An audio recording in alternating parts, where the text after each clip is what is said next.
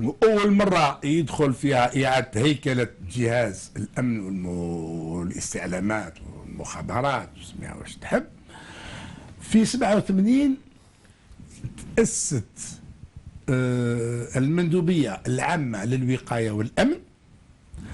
وعلى اسمها المندوبية العامة لأنه المدير تاعها اللي كان ذاك الوقت ذاك الحلايات الله يرحمه تسمى يعتبر مندوب لرئيس الجمهورية، يعني انه صلاحية تبع رئيس الجمهورية ولكن هو مندوب ديالو انتدبوا لهذه المهمة.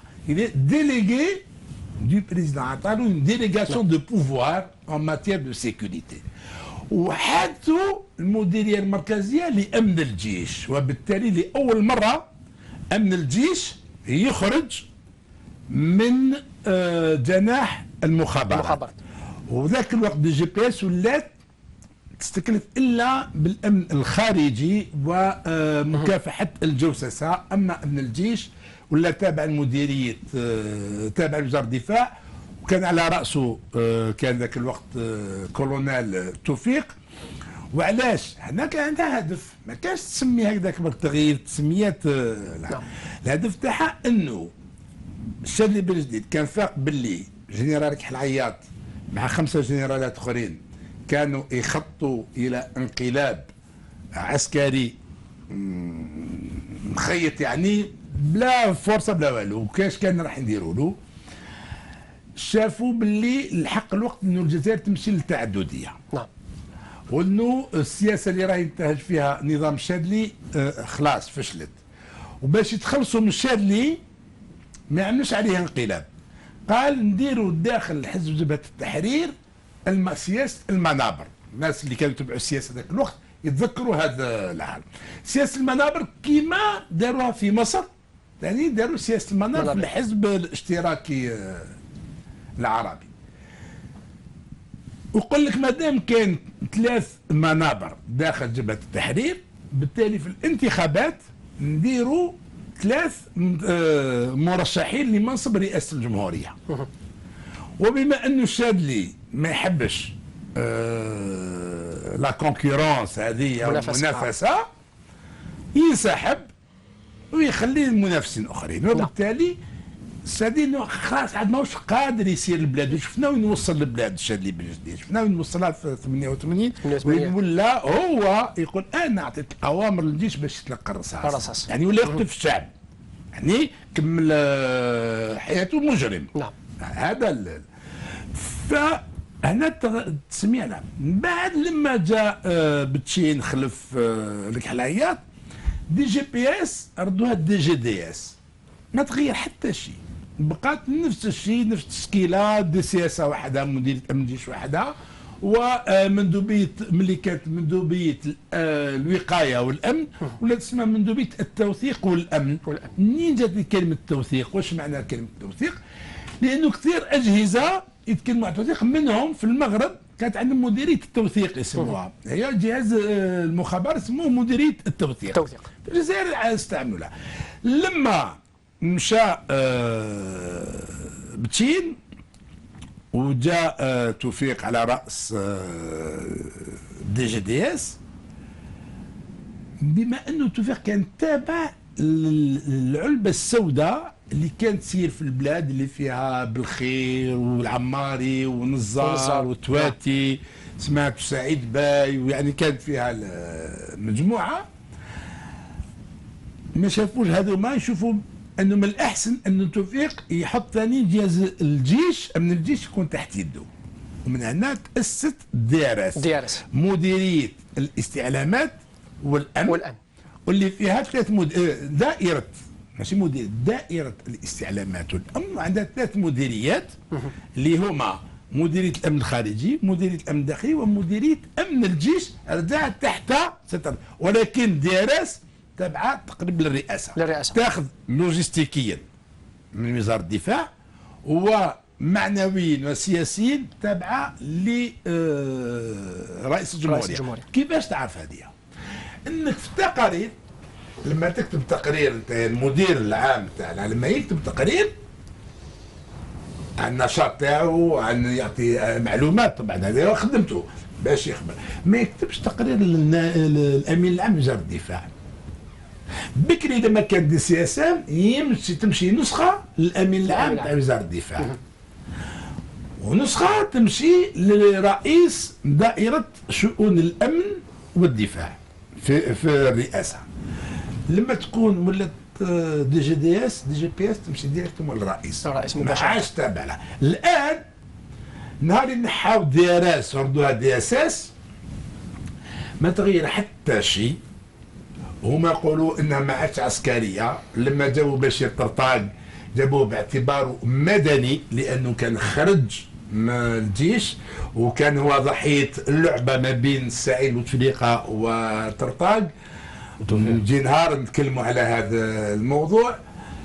لما جاء قال ما عليه انه يكون مدني على راس، ولكن في السيرفيس كلهم عسكر ونفس الكازيرنات ما تغير حتى شيء. رتب عسكريه. الجماعه يقولوا بشير، يقولوا ما يقولوش ماشي بشير طرطاق ولا عثمان طرطاق، يقولوا مو جنرال. نعم، يقولوا مو جنرال يعني بالنسبه لهم جنرال ناخذ جنرال ماجور. هو كان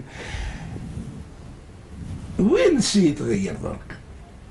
يقول لك يعاودوا يردوا التسميه القديمه، لانه الناس يبان لهم اللي كيعاودوا يردوا التسميه القديمه تسمى عندها الحق تولي تابعه لوزاره الدفاع، ما عندها حتى معنى.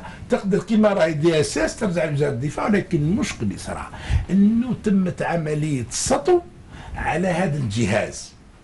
من جهه داه سعيد بوتفليقه انه لما داروا يلتحق برئاسه الجمهوريه داروا باش هو كسعيد بوتفليقه يسيطر على جهاز الامن ويعرف شو راهو صار في جهاز الامن، وهذا ينم على عقده تاع كثير من الناس. عندهم عقده من هذا الجهاز هذا، يحبوا يعرفوا واش فيه، يحبوا يعرفوا واش فيه، واحيانا تصيبوا حتى راهو فيه وراه مدير ديال الجهاز وبقى معقد منه يقول لك راه كاين الناس تخدموا ناس.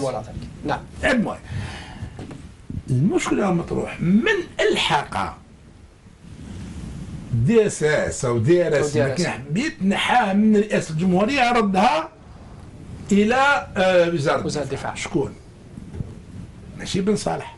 بن صالح ماهوش من صلاحياته. قائد الاركان ماهيش من صلاحياته.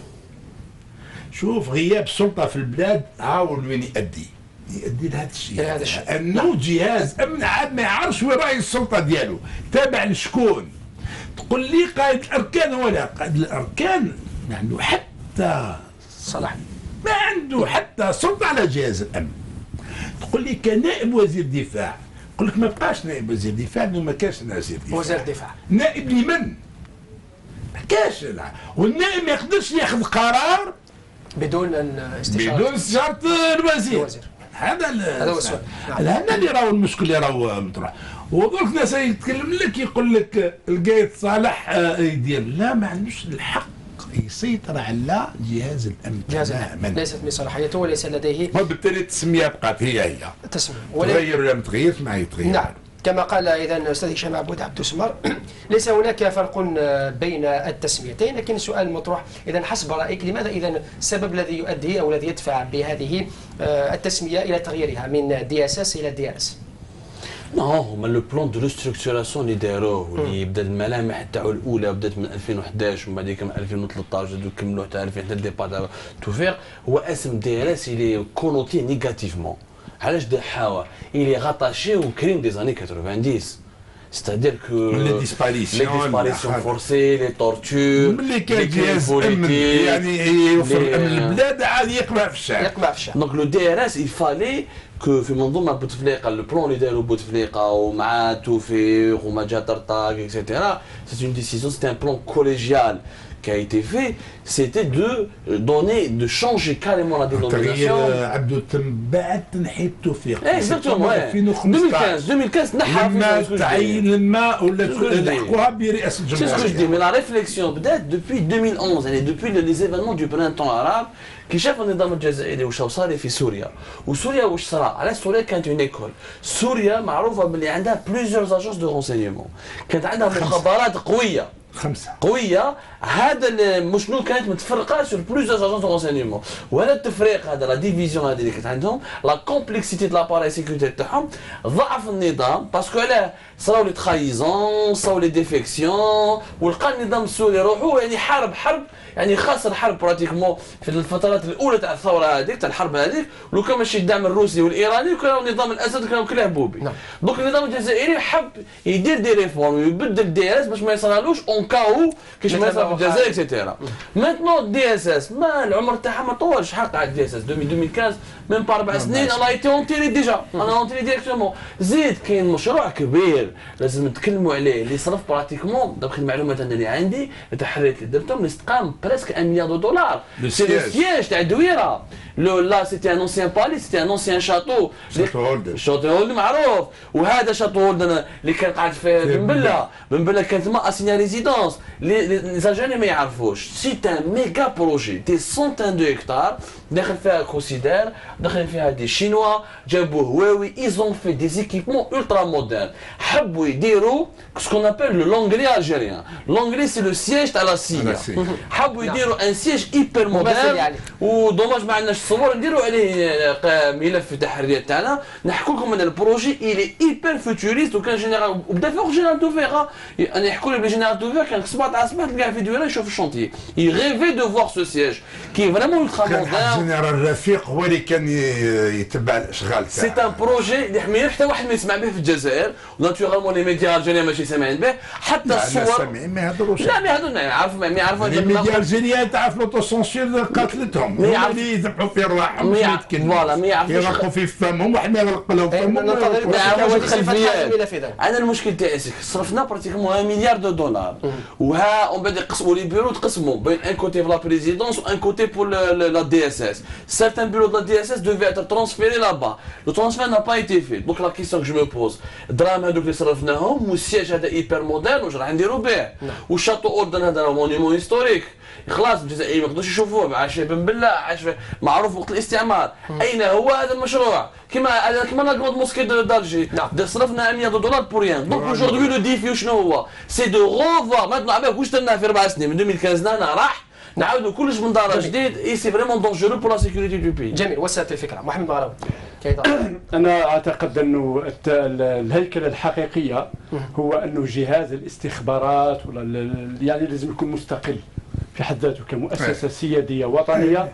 نعم وعنده وزير مدني ينسق المسائل اللوجستيك ينسقها مع الحكومه، لكن هو في حد ذاته يكون جهاز مستقل. لماذا؟ لانه كنت تحتاج في بعض الاحيان باش يقود عمليات على الجيش، باش يقود عمليات على الاقتصاد، يقود في الخارج، وبالتالي فهو متفرع واخطبوط كبير في الحقيقه. يكون عنده ميزانيه مستقله، عنده جهاز تاعو مستقل، عنده قياده مستقله يعني كل شيء يكون على عنده حتى المدارس تاع التعليم تاعو تاع ولان هذا يخدم البلاد. مؤسسه في حقها يعني تكون عندها يعني بحجم السياده، بحجم القوه اللي تطمح بها الجزائر واش تحب تكون في المغرب العربي وفي الاتحاد المغربي، واش تحب تكون في الخارج. لازم الجهاز يكون قوي جدا. هذا الجهاز قوي وعنده مناعه ذاتيه، ما يتحكمش فيه فلان يجي الرئيس هذا ويجي الوزير هذا. من هذا في اغلب الدول الكبرى ملاحظه بالصغيره يا جماعه. الدول الرئيس عنده لا معليش نعم وعنده تعود منتخب الرئيس وعود كذا ولكن اغلب الدول الكبرى اغلب الدول الكبرى والديمقراطيه جهاز مخابرات يكون تابع لرئيس الجمهوريه ماشي وزاره الدفاع الوطني. لا سيا ماشي تابع البنطاغون، وزير عنده تابع لا ميزون بلونش. تابع لا ميزون بلونش كيف ديجا عنده وزير قبل ان رئيس مخابرات قبل يعني والله مدير مخابرات يعني مثل في الدول المحترمه. هذا الشيء ما حصل في الجزائر بكري. شوف سي سليم اللمح التاريخي اللي اعطاها لنا سي هشام وهو ادرى بالمخابرات. شفنا ان المخابرات خاضعه لاهواء وفكر، مش لاهواء، لفكر كل مسؤول يجي يتصور المخابرات بالطريقه اللي يحبها هو ولا يحب ينشأها بالطريقه اللي يبغيها. يعني احنا ما دام رانا نطالبوها بالتغيير وشيء جديد لازمتها الهيكله تاعها تكون منصوصه في الدستور. الدستور راح يتخيل هذه المخابرات هل هي تكون تابعه للجيش او تابعه للرئاسه، وعلاش ما نهزوش كما ياخذوا كل الناس كما ذكر سي عبدو الان، قال المخابرات راهي في اغلبيه الدول تابعه للرئيس. حتى في الجزائر تبع للرئاسه. لا هنابر لا يعني نقول لك فهمتك وعلاش كانت اسمها دي اس ام ماشي دي سي اس ام. فهمتك باللي في الوقت مرباح كانت تابعه لرئاسه الجمهوريه، كانت اسمها ديريكسيون دو سيكوريتي ميليتير حتى 78. وبعد لما توفى بومدين ومرباح ولا امين عام وزاره الدفاع، الشاذلي ما يعرفش هذه الامور، دونك باش ما يخليهاش تحت سيطره الشاذلي حولها الى مديريه مركزيه للامن. ولكن في 87 عاود رجعت وقلت لك معنى كلمه دي جي بي اس ديليغي مندوب، انه الرئيس يعطي يديرج سي بوفوار ماتير سيكوريتي الى مدير هذا الجهاز تبع للرئاسه. لما ولا دي ار اس تابع للرئاسه، دي اس اس تابع للرئاسه. ولكن وعلاش مثلا في 2015 ولا قال لك تابعه راهي تحل الدي ار اس؟ هذا كذب، حبوا يوهموا الناس باللي راهي تحلت، هي ما تحلتش. لانه علاش؟ منين الشهريه تاعهم تجي هذوما؟ تجي من وزاره الدفاع. ils ont même le statut militaire toujours. Gardez le statut militaire. وهذه كل تروح البي ان دي في المانيا، سون دي ميليتير تابعين عمليا، سمعت؟ تابعين ولكن تابعين للرئاسه. راسيه فيها دي ميليتير، فيها هنا في فرنسا، اما تابع لوزاره الداخليه سون دي كوميسار، سمعت؟ اما سو سون دي كولونيل دي كوموندون، ساعه دي اس تي باغ اكزومبل ربيتهم عسكر. هو المشكل في الجزائر رئيس الجمهوريه هو قائد اركان، هو قائد اركان هو وزير الدفاع، يعني اون ناريف با ديليميتي. في الدول الكبرى الرئيس الجمهوريه يبقى رئيس جمهوريه وحده ما عندوش وزاره الدفاع تاعو. سي بور سا اون دو مال. اسمح لي في 2015 كي نحو التوفيق راهي منشوره في الجريده الرسميه تقول من حلت. ايه قالوا حل ما عنده حتى. لانه علاش؟ بقاو نفس الكازيرنات، بقى نفس المقر، يقول لك المقر في الرئاسه، لا المقر في دير ابراهيم.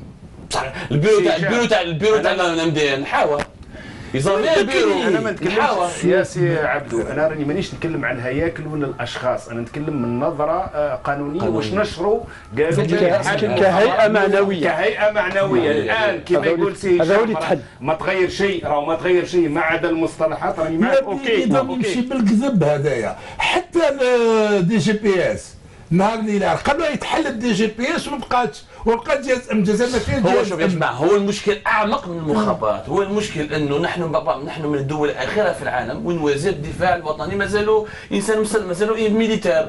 لا بلوبار دي بي مودرن افونسي لو مينيستير دو لا ديفونس سي ان سيفيل. هذا اللي راني قائد الاركان وحده ومينيستير دو لا ديفونس. هذا هو المشكل الكبير. هذا اللي المشروع اللي راني نحوس عليه انا في الدستور القادم اللي راح نشوفه تكون مشروع المجتمع تاعنا بالنسبه للمخابرات. عمره ما يجي جهاز في دستور ولا الدوله. لا هذاك على وزاره الدفاع.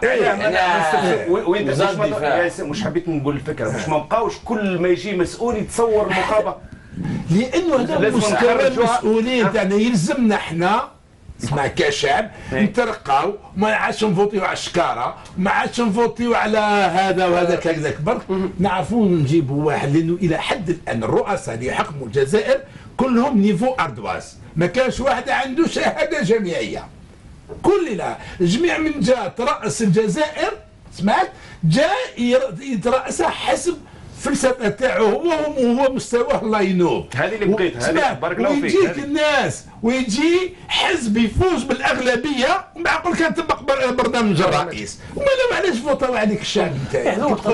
لانه اسمع، لانه المشكل راهو فينا احنا، المشكل عندنا قابليه الانبطاح. لانه اي حزب يجي وكذا منا يجي رايس فيه متر ونص ينبطح له ويقول له برنامجك. هو ما عنده حتى برنامج. انا نتذكر زروال كلمة على برنامج كي يترشح برنامج الرئيس. انا كنت مستعد نخلص 10 سنين حبس لو كان عطوني ندير حوار مع زروال ونسالو على البرنامج ديالو ماهوش قادر يجاوب، لانه ما على بالوش بالاخر تاع برنامج اقتصادي وثقافي وسياسي واجتماعي وكذا. بوتفليقه عنده برنامج، جاب بوتفليقه جاب برنامج بصح ذوق انت عندك برنامج كرئيس، بصح انت كي يجي الناس تصوت في البرلمان على حزب، على قائمه تاع حزب، على البرنامج اللي يقدمه المرشح تاع الحزب، ما تفوتاش على البرنامج تاع الرئيس. انت لما تفوز بالانتخابات وتفوز بالاغلبيه وش البرنامج تطبق؟ مش تطبق برنامج الرئيس. ايه المشكله هنا، ومن بعد الرئيس يمشي لك الامور. لانه واش راه يقول الحبيب، راه يحاول كاش نخرجوا من مشكل تسيير المؤسسات تاع الدوله حسب اهواء الاشخاص. حاجه يقول لك ديروها في الدستور يا خويا. لا سيباراسيون دو بوليتيك دو ميليتير. لا واش قال سي هشام حقيقه انا فكرتي انه ما نطبقوش اهواء المسؤول كي نثبتوها. ما هوش كل مره يجيني مسؤول يجيب لي الفكر تاعو اللي حاب يطبقه. ولكن يا الحبيب، نعم، انا نتبعك في الكلام تاع نحطوها في الدستور، وانت على بالك باللي الدستور هذايا كل رئيس يجي يغيره. لا والمشكل الثاني وين راه؟ مع المستقبل. يلزم تجي ماده في الدستور، لان بالرغم انه اللي يجي اللي ينتخب يقسم باللي يحترم الدستور. اول حاجه يحترمها يحفز فيه يغيره. لما تغيروا ماهوش احترام الدستور. بوتفليقه غيروا 3 مرات، غيروا 3 مرات 4 عهدات 3 مرات يغير الدستور على حساب اهواه.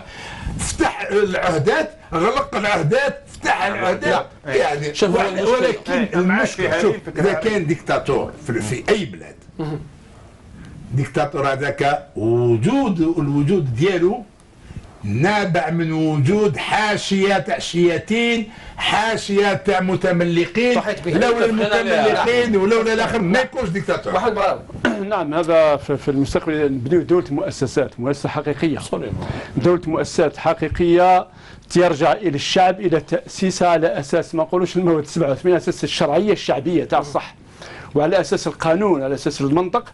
وبالتالي ما يقدرش يجي رئيس يقول لك انا نبدل الدستور. الدستور لازم تكون فيه اول ماده قبل المواد كاملين، غير صالح للتغيير. نعم الا باستفتاء شعبي. اي ماده نحطوا الدستور فيه مواد، اي ماده في الدستور لا تغير الا باللجوء الى استفتاء شعبي، نحطها هي الاولى. بعد بسم الله الرحمن الرحيم ورجال الجزائر جمهوريه الديمقراطيه الشعبيه، لا يتغير هذا الدستور ولا تتغير فيه اي مادة إلا بالاستفتاء الشعبي. ولكن هذا قبل ما يتغير المادة تاع 2008. نعم، قبل ما يغيروا مادة تاع التمديد كان محطوط باللي كل بالاستفتاء. نعم، كان المفروض الاستفتاء، لأن الدستور الجزائري كان دائما بالاستفتاء. أول مرة يعفسوا فيها ونحيوا حكايه الاستفتاء في 2008 لما فتحوا. اعتقد كانت فيها، لا اعتقد كانت فيها ماده يقول لك اذا ما تعذر الاستفتاء كذا وكذا ممكن يروح المجلس الوطني ولا هذه. اعتقد فيه حوايج كما لعبوا على هذه المسائل، لكن هذه تنحيها نهائيا، تجعلها قران، هذه تحطها ما كانش واحد نعم مثل القران قدسها يعني. نعم، حاجه مقدسه واحد يلعب بها. استفتاء شعب لازم استفتاء والا فلا. بارك الله فيك. اذا كانت السياده حقيقه للشعب. جميل، وصلت الفكره. قبل ان نختم في هذا الموضوع فقط اخر سؤال لك هشام عبود. هناك يدور حديث حول رغبه الفريق احمد قايد صالح قائد الاركان في تعيين اللواء محمد بوزيد المدعو يوسف على راس هذه المديريه، علما انه احيل الى التقاعد. هل ممكن ان يعود مره اخرى؟ لا، ممكن انه واحد يكون سيفيل ويعاود يرجع لانه عنده خبره وعنده كذا، ولكن يبقى باي صفه القايد صالح يتصرف في تغيير المناصب وتعيين المسؤولين على جهاز الامن.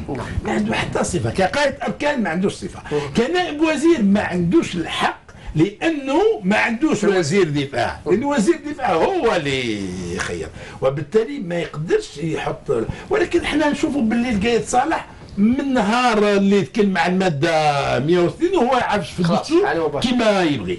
تبقى تعيين جنرال بوزيد.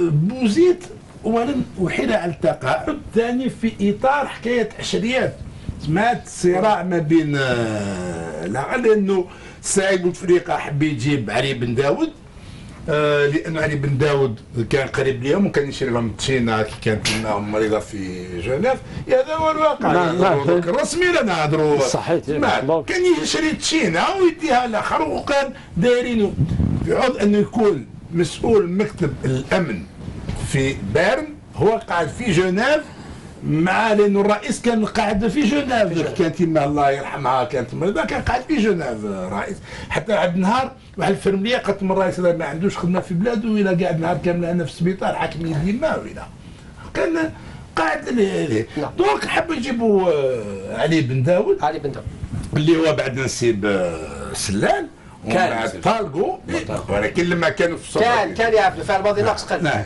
تفضل. دونك جابوه غير مؤخر كان علي بن داود وحين اعتقد اني جابوه كمدني على مديريه الامن. شوف هذه كلها حكايات تاع ولاء، نجيب هذاك اللي نتابع عليه ونحوش عليه سيفيل ولا ميليتير ونعاود خرج هذاك عاود جيب هذاك، هذا كله يدل على التلاعب بجهاز امن اللي كانت الدول سمعت اللي يخلع منه يخلع صح. واللي هات برك يشرفوا. انا نتذكر لما كان مجلس الامن تاع المغاربي سمعت يجتمع كل 6 شهور، كانوا كل الاجهزه الامنيه المغاربيه التونسيه المغربيه الليبيه الموريتانيه لما يتكلموا الجزائريين بقاو داهشين وقفه احترام ويزيدوا يشوفوا انه اللي حاضرين معهم شباب 35 سنه في عمرهم و33 سنه بقاو داهشين. شباب المان لما يجوا يتعاملوا مع يشوفوا شباب جامعيين كذا من حتى منهم اختار مدير الامن تاع تونس سقسى قالوا هذوما تي بروش كولابوراتور عنده 2 كابيتان دي جون قالوا هذوما. علاش هذه المفارقه بين جيلكم والان ما تعيشه الجزائر الان؟ لانه شوف جيل ما قبل التسعينيات كان اولا الضباط اللي كانوا فيه والعناصر اللي دخلوا كما قلت لك كانت فيها صرامه ميزمك تكون ابيض كي الحليب وتكون نخبه وتكون عندك كفاءه. من بعد لما العلبه السوداء اللي مشكله من 9 ضباط فرنسا ومعاهم 2 واسماعيل الله يرحمه وتوفيق، نعم ذاك الوقت لعبوا بجهاز الامن كيما حبوا. علاش خاطر كان توفيق هو اللي كسر جهاز الامن، لانه توفيق كان اداه تاع عسكر فرنسا. وشو اللي كيفاش جماعه نزار راهم يستشفاو فيه. شوف ملي كان ولا لا. دونك هذا الفرق انه جهاز الامن ولا الناس يدخلوا بالبيستون ولا يدخلوا بالبيستون ولا يدخلوا بدا. على كل حال يبقى فيه عناصر كفء، يبقى فيه عناصر وطنيه، يبقى فيه عناصر شابه وتخدم البلاد. ولكن انا لما